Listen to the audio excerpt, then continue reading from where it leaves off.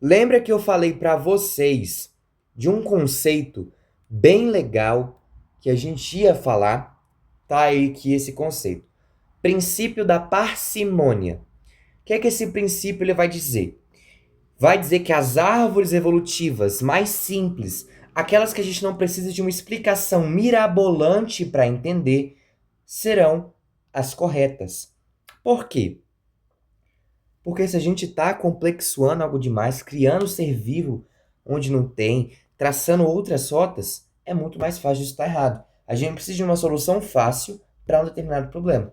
E é aí que entra o princípio da parcimônia. O que ele vai dizer também? Se a gente está usando as explicações mais simples como as mais corretas, os caminhos evolutivos mais curtos serão também os mais corretos. Então, o, homens, o Homo sapiens para chegar no Homo sapiens, onde ele passou? Se o caminho é muito grande, se começa a enfiar outras espécies aleatórias no meio, provavelmente errado. Se ele considera que o ser humano começa com Homo habilis e etc., que eu não sei a ordem, tá, gente? Já esqueci de Homo habilis, sapiens, etc. Isso aí também não tá na minha cabeça, não. Isso é evolução. Está em taxonomia.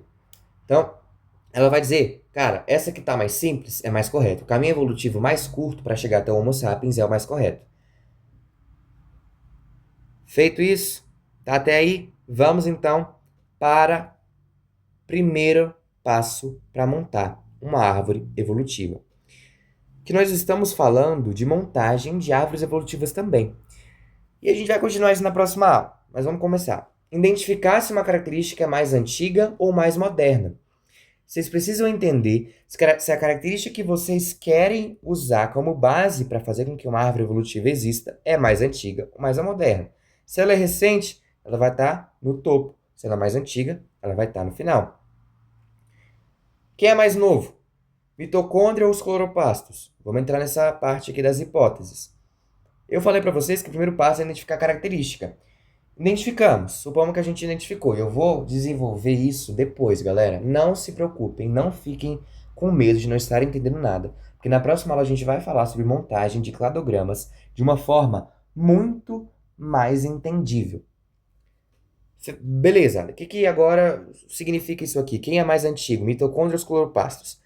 Vamos olhar para a primeira hipótese. Cloroplastos existiram primeiro. Essa hipótese vai dizer isso. E vamos entender uma coisinha aqui. Cloroplasto.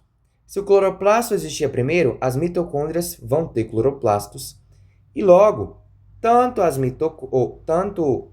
os animais, os fungos e os protozoários, tanto as algas e plantas, teriam cloroplasto hoje em dia.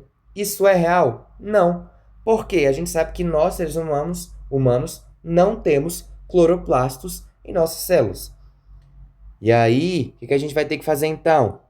Vai existir um ser vivo aqui, antes de chegar no ser humano, nos animais, que vai acabar com o cloroplasto. Um vírus, um ser vivo, alguma coisa que ataque o cloroplasto.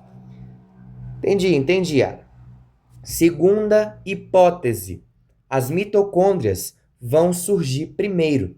Se a gente usa essa hipótese como a verdadeira, o que vai acontecer? As mitocôndrias vão surgir e aí elas vão abrir dois caminhos. Ou para as células eucariontes dos animais. Aí vai ter as células procariontes, não vou entrar em célula. Ela vai abrir o caminho para os animais e para as plantas. Tá? Vamos lá. Se a gente usa essa teoria como a correta, é só dizer que o cloroplasto surgiu depois.